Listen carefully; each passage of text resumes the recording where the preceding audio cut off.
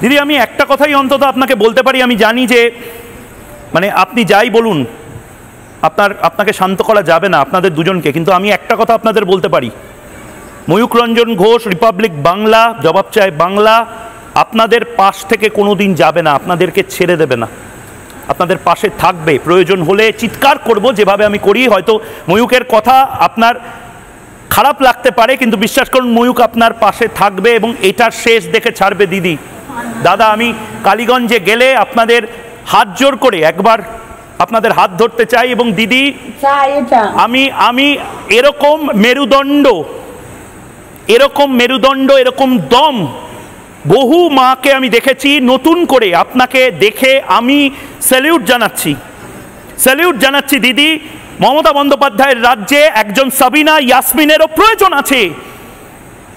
সাবিনা দি, গোটা বাংলা আপনাকে দেখছে, গোটা দেশ দেখছে, বাংলাদেশ থেকেও বহু লোক দেখছে।